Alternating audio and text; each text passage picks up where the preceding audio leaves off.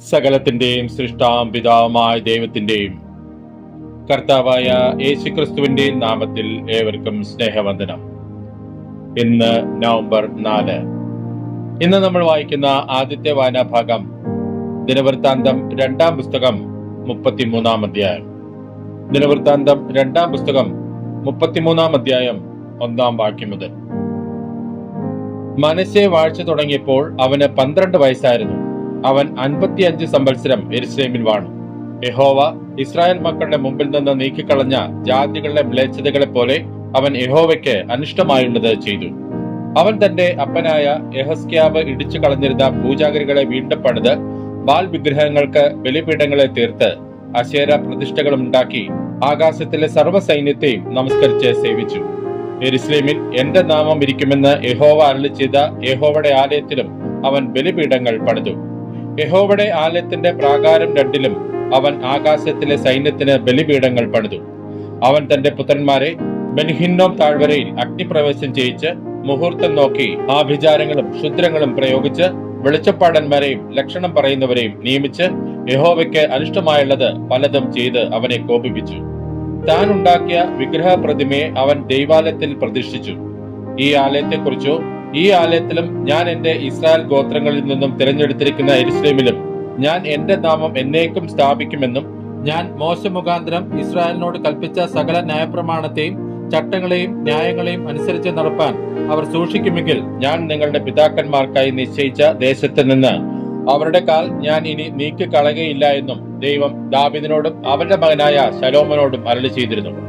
അങ്ങനെ മനശ്ശെ യഹോവ ഇസ്രായേൽ പുത്രന്മാരുടെ മുമ്പിൽ നിന്ന് നശിപ്പിച്ച ജാതികൾ ചെയ്തതിലും അധികം വഷളത്വം പ്രവർത്തിപ്പാൻ തക്കവണ്ണം യഹൂദയെയും യെരൂശലേം നിവാസികളെയും തെറ്റുമാറാക്കി.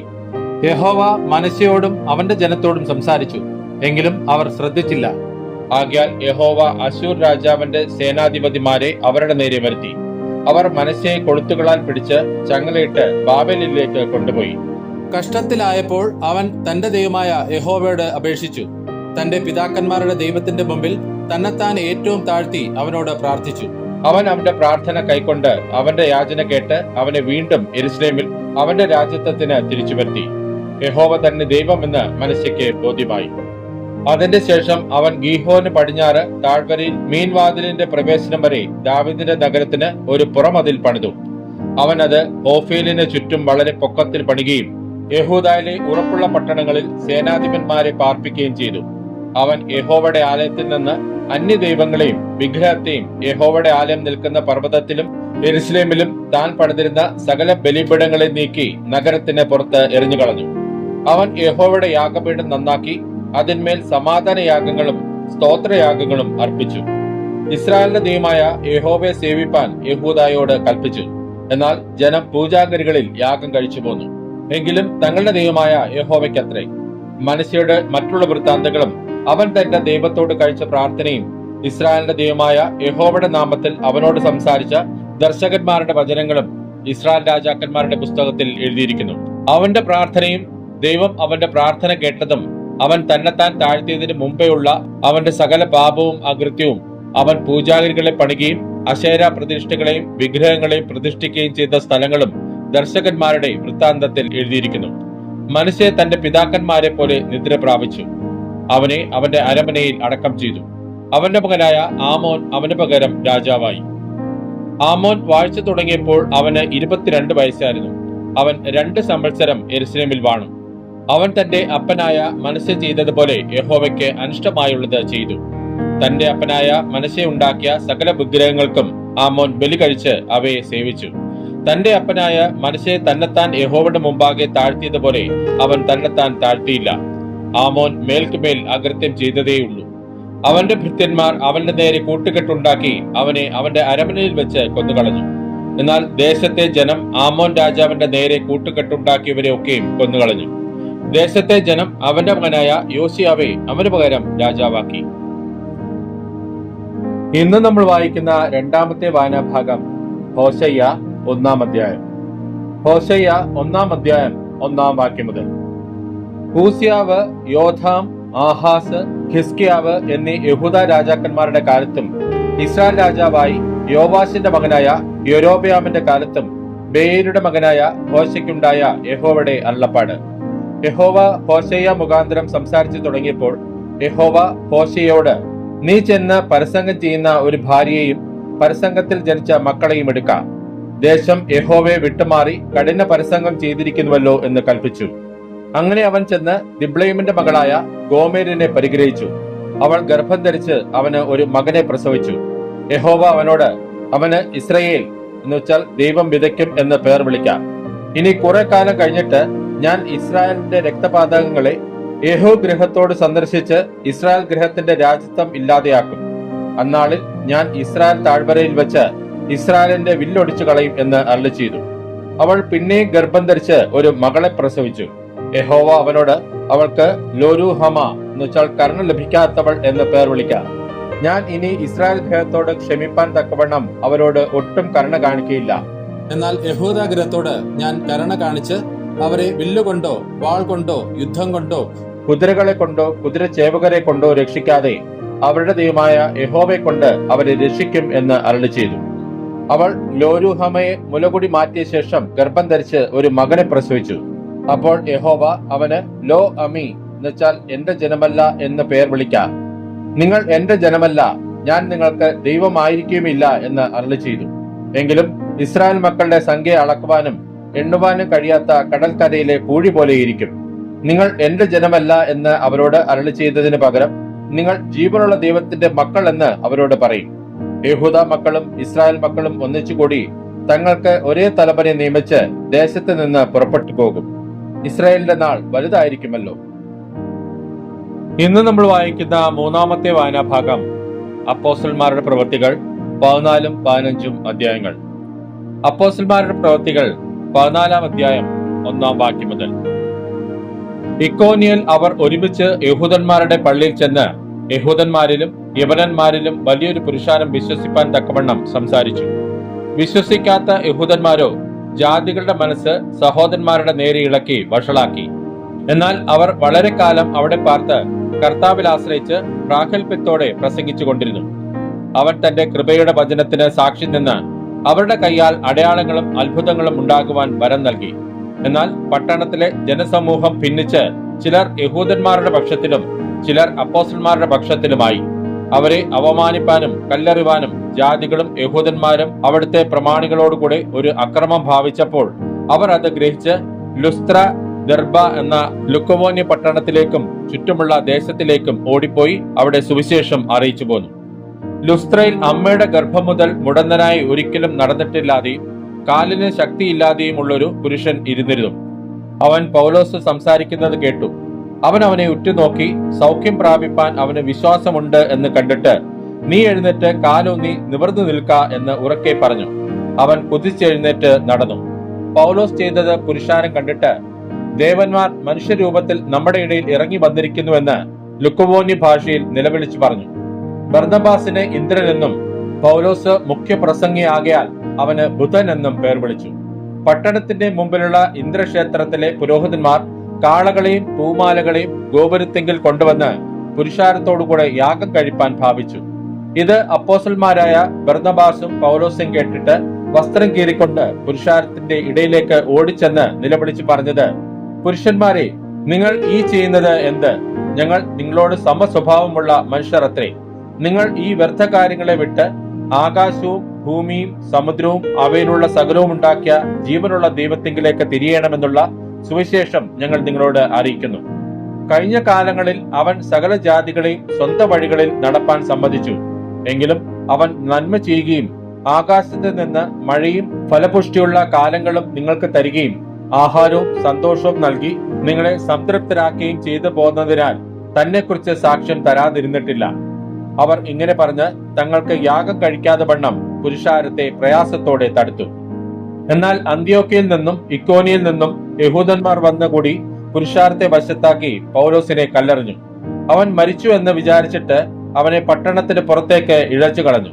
എന്നാൽ ശിഷ്യന്മാർ അവനെ ചുറ്റി നിൽക്കുകയിൽ അവൻ എഴുന്നേറ്റ് പട്ടണത്തിൽ ചെന്ന് പിറ്റേന്നാൾ ബർന്നബാസിനോട് കൂടെ ദെർബയ്ക്ക് പോയി. ആ പട്ടണത്തിലും സുവിശേഷം അറിയിച്ച് പലരെയും ശിഷ്യന്മാരാക്കിയ ശേഷം അവർ ലുസ്ത്ര, ഇക്കോന്യ, അന്ത്യോക്യ എന്ന പട്ടണത്തിലേക്ക് മടങ്ങിച്ചെന്ന് വിശ്വാസത്തിൽ നിലനിൽക്കണമെന്നും നാം അനേകം കഷ്ടങ്ങളിൽ കൂടി ദൈവരാജ്യത്തിൽ കടക്കേണ്ടതാകുന്നുവെന്നും പ്രബോധിപ്പിച്ച് ശിഷ്യന്മാരുടെ മനസ്സ് ഉറപ്പിച്ചു പോന്നു. അവർ സഭതോറും അവർക്ക് മൂപ്പന്മാരെ നിയമിക്കുകയും ഉപവസിച്ചും പ്രാർത്ഥിച്ചും കൊണ്ട് തങ്ങൾ വിശ്വസിച്ച കർത്താവിങ്കൽ അവരെ ഫലമേൽപ്പിക്കുകയും ചെയ്തു. അവർ പിസിദ്യയിൽ കൂടി കടന്ന് പംഫുല്യയിലെത്തി പെർഗയിൽ വചനം പ്രസംഗിച്ച ശേഷം അത്തലിലേക്ക് പോയി. അവിടെ നിന്ന് കപ്പൽ കയറി അന്ത്യോക്യയിലേക്ക് പോയി. തങ്ങൾ നിവർത്തിച്ച വേലക്കായി ദൈവകൃപയിൽ അവരെ ഫലമേൽപ്പിച്ചയച്ചത് അവിടെ നിന്ന് ആയിരുന്നുവല്ലോ. അവിടെ എത്തിയ ശേഷം സഭയെ ഒരുമിച്ച് കൂട്ടി ദൈവം തങ്ങളോട് കൂടെ ഇരുന്ന് ചെയ്തതൊക്കെയും ജാതികൾക്ക് വിശ്വാസത്തിന്റെ വാതിൽ തുറന്നു കൊടുത്തതും അറിയിച്ചു. പിന്നെ അവർ ശിഷ്യന്മാരോടുകൂടെ കുറെ കാലം അവിടെ പാർത്തു. അപ്പോസ്തലന്മാരുടെ പ്രവൃത്തികൾ 15-ാം അധ്യായം 1-ാം വാക്യം മുതൽ. യഹൂദയിൽ നിന്ന് ചിലർ വന്ന്, നിങ്ങൾ മോശ കൽപ്പിച്ച ആചാരമനുസരിച്ച് പരിച്ഛേദന ഏൽക്കാഞ്ഞാൽ രക്ഷ പ്രാപിപ്പാൻ കഴിയുകയില്ല എന്ന് സഹോദരന്മാരെ ഉപദേശിച്ചു. പൗലോസും ബർന്നബാസും അവരോട് അല്പമല്ലാത്ത വാദവും തർക്കവും ഉണ്ടായിട്ട് പൗലോസും ബർന്നബാസും അവരിൽ മറ്റു ചിലരും ഈ തർക്കസംഗതിയെപ്പറ്റി യെരുശലേമിൽ അപ്പോസ്തലന്മാരുടെയും മൂപ്പന്മാരുടെയും അടുക്കൽ പോകണമെന്ന് നിശ്ചയിച്ചു. സഭ അവരെ യാത്ര അയച്ചിട്ട് അവർ ഫൊയ്നിക്കയിലും ശമര്യയിലും കൂടി കടന്ന് ജാതികളുടെ മാനസാന്തര വിവരം അറിയിച്ച് സഹോദരന്മാർക്ക് മഹാസന്തോഷം വരുത്തി. അവർ യെരുശലേമിൽ എത്തിയാറെ സഭയും അപ്പോസ്തലന്മാരും മൂപ്പന്മാരും അവരെ കൈക്കൊണ്ടു. ദൈവം തങ്ങളോടുകൂടെ ഇരുന്ന് ചെയ്തതൊക്കെയും അവർ അറിയിച്ചു. എന്നാൽ പരീക്ഷപക്ഷത്തിൽ നിന്ന് വിശ്വസിച്ചവർ ചിലർ എഴുന്നേറ്റ് അവരെ പരിച്ഛേദന കഴിപ്പിക്കുകയും മോശയുടെ ന്യായപ്രമാണം ആചരിപ്പാൻ കൽപ്പിക്കുകയും വേണം എന്ന് പറഞ്ഞു. ഈ സംഗതിയെക്കുറിച്ച് വിചാരിപ്പാൻ അപ്പോസ്തലന്മാരും മൂപ്പന്മാരും വന്നുകൂടി. വളരെ തർക്കമുണ്ടായ ശേഷം പത്രോസ് എഴുന്നേറ്റ് അവരോട് പറഞ്ഞത്, സഹോദരന്മാരെ, കുറെ നാൾ മുമ്പേ ദൈവം നിങ്ങളിൽ വെച്ച് ഞാൻ മുഖാന്തരം ജാതികൾ സുവിശേഷ വചനം കേട്ട് വിശ്വസിക്കണമെന്ന് നിശ്ചയിച്ചത് നിങ്ങൾ അറിയുന്നുവല്ലോ. ഹൃദയങ്ങളെ അറിയുന്ന ദൈവം നമുക്ക് തന്നതുപോലെ അവർക്കും പരിശുദ്ധാത്മാവിനെ കൊടുത്തുകൊണ്ട് സാക്ഷി നിന്ന് വിശ്വാസത്താൽ അവരുടെ ഹൃദയങ്ങളെ ശുദ്ധീകരിച്ചതിനാൽ നമുക്കും അവർക്കും തമ്മിൽ ഒരു വ്യത്യാസവും വെച്ചിട്ടില്ല. ആകയാൽ നമ്മുടെ പിതാക്കന്മാർക്കും നമുക്കും ചുമപ്പാൻ കഴിഞ്ഞിട്ടില്ലാത്ത നുകം ശിഷ്യന്മാരുടെ കഴുത്തിൽ വെപ്പാൻ നിങ്ങൾ ഇപ്പോൾ ദൈവത്തെ പരീക്ഷിക്കുന്നത് എന്ത്? കർത്താവായ യേശുവിന്റെ കൃപയാൽ രക്ഷ പ്രാപിക്കുമെന്ന് നാം വിശ്വസിക്കുന്നത് പോലെ അവരും വിശ്വസിക്കുന്നു. ജനസമൂഹം എല്ലാം മിണ്ടാതെ ബർന്നബാസും പൗലോസും ദൈവം തങ്ങളെ കൊണ്ട് ജാതികളുടെ ഇടയിൽ ചെയ്യിച്ച അടയാളങ്ങളും അത്ഭുതങ്ങളും എല്ലാം വിവരിക്കുന്നത് കേട്ടുകൊണ്ടിരുന്നു. അവർ പറഞ്ഞു നിർത്തിയ ശേഷം യാക്കോബ് ഉത്തരം പറഞ്ഞത്, സഹോദരന്മാരെ, എന്റെ വാക്ക് കേട്ടുകൊള്ളുവിൻ. ദൈവം തന്റെ നാമത്തിനായി ജാതികളിൽ നിന്ന് ഒരു ജനത്തെ എടുത്തുകൊള്ളുവാൻ ആദ്യമായിട്ട് കടാക്ഷിച്ചത് ശിമോൻ വിവരിച്ചുവല്ലോ. ഇതിനോട് പ്രവാചകന്മാരുടെ വാക്യങ്ങളും ഒക്കുന്നു. അനന്തരം ഞാൻ ദാവീദിന്റെ വീണുപോയ കൂടാരത്തെ വീണ്ടും പണിയും, അതിന്റെ ശൂന്യശിഷ്ടങ്ങളെ വീണ്ടും പണിത് അതിനെ നിവർത്തും. മനുഷ്യരിൽ ശേഷിച്ചവരും എന്റെ നാമം വിളിച്ചിരിക്കുന്ന സകല ജാതികളും കർത്താവിനെ അന്വേഷിക്കുമെന്ന് ഇത് പൂർവ്വകാലം മുതൽ അറിയിക്കുന്ന കർത്താവ് അരുളി ചെയ്യുന്നുവെന്ന് എഴുതിയിരിക്കുന്നുവല്ലോ. ആകയാൽ ജാതികളിൽ നിന്ന് ദൈവത്തിങ്കിലേക്ക് തിരിയുന്നവരെ നാം അസഹ്യപ്പെടുത്താതെ അവർ വിഗ്രഹമാലിന്യങ്ങൾ, പരസംഗം, ശ്വാസം മുട്ടിച്ചത്തത്, രക്തം എന്നിവ വർജിച്ചിരിപ്പാൻ നാം അവർക്ക് എഴുതണമെന്ന് ഞാൻ അഭിപ്രായപ്പെടുന്നു. മോശയുടെ ന്യായപ്രമാണം ശബത്ത് തോറും പള്ളികളിൽ വായിച്ചു വരുന്നതിനാൽ പൂർവ്വകാലം മുതൽ പട്ടണം തോറും അത് പ്രസംഗിക്കുന്നവർ ഉണ്ടല്ലോ. അപ്പോൾ തങ്ങളിൽ ചില പുരുഷന്മാരെ തിരഞ്ഞെടുത്ത് പൗലോസിനോടും ബർന്നബാസിനോടും കൂടെ അന്ത്യോക്യയിലേക്ക് അയക്കണമെന്ന് അപ്പോസ്തലന്മാരും മൂപ്പന്മാരും സർവ്വസഭയും നിർണയിച്ച് സഹോദരന്മാരിൽ പ്രമാണപ്പെട്ട പുരുഷന്മാരായ ബർശബാസ് എന്ന യൂദായെയും ശീലാസിനെയും നിയോഗിച്ചു. അവരുടെ കൈവശം എഴുതി അയച്ചത് എന്തെന്നാൽ, അപ്പോസ്തലന്മാരും മൂപ്പന്മാരുമായ സഹോദരന്മാരും അന്ത്യോക്യയിലും സുറിയയിലും കിലിക്കിയയിലും ജാതികളിൽ നിന്ന് ചേർന്ന സഹോദരന്മാർക്ക് വന്ദനം.